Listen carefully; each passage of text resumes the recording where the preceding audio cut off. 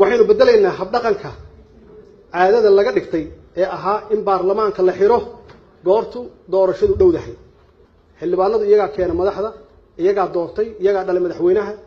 ma aha kaliya marka loo baahdo marka codka laga rabo kaliya ma aha awoodda baarlamaanka iska leh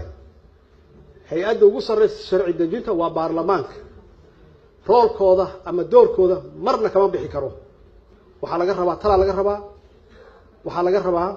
inay dawladdaasi ay wax ka dhisaan dhaqanka ugu xun oo siyaasadeena ku jira wuxuu yahay qoos in la qoosto oo la yiraahdo meesha wax laga ma qaban karo xaaladan way adag tahay shacabkan dawlad ma rabaan xaqiiq ma aha problemku shacabka ma aha problemku golaha shacabka ma aha problemku waa madaxda la doorto weeye oo dadka qoos gaarsiiya waxaan bedelayaa dhaqankii siyaasadeed ee madaxda dawladda caado ay ka dhigteen in safarro aan loo baahnayn lagu sii socdo oo waqtiga iyo hantida qaranka lagu lumiyo waa caado xun maxaa yeelay wasaaradda arrimaha dibadda jirta oo loo baahan yahay inay socoto ma aha madaxweynaha inuu bishiiba 3 jeer baxo ma aha saas darteed waa in la joojiyo dhaqankaas waxaynu bedelaynaa in amnigeena cid kale ay nooga noqoto mas'uul macnaheedu waxa weeye wiilasheena dhalinyarada ah oo askarta ah ma hanan karaan mas'uuliyadda amniga waxaan aaminsanahay waa arkay markaan prime minister ka ahaa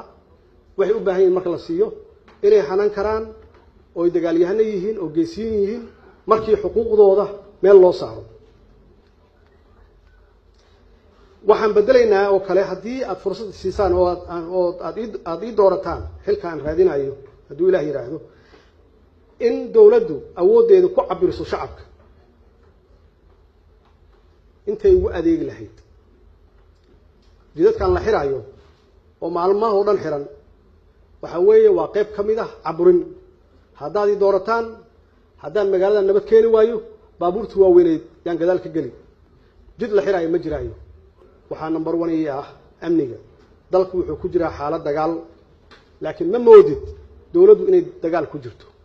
waxa weeye dagaalku wuxuu ka socdaa oo kaliya hal dhinac shabaab baad meesha rabta weerarta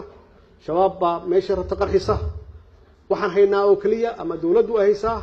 tacsi iyo cambaareen dagaalku wuxuu noqonayaa laba geesood waa isu tageynaa ama hadday nabad qaataana waa fiican tahay hadday nabad qaadanna shacabka Soomaaliyeed meel kasta ay joogaan xildhibaanada dawladda kulli waa dagaal galeynaa maxaa yeelay nolol nooma diidi karaan nabadna nooma diidi karaan waxa ay maqlaysaan waxa wax looga qaban karaa wax yar yaan idin sheegaya waa sahal $1 milyan bishii meel loo dhigo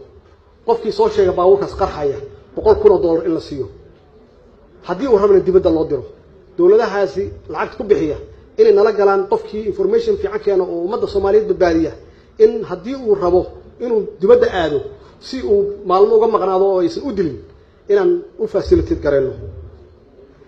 waxyaabaha ay qarxiyeen hadday yihiin hoteello hadday yihiin guryo inaan dhisno annaga maxay annaga ka mas'uula annaga ilaalin weyn nabadgelyadii dadka ku dhinta inaan magdhow siino hooyooyinka iyo aabbayaasha ku dhinto ilmahooda agoonta ama rajooyin ku noqdaan in aan u wadno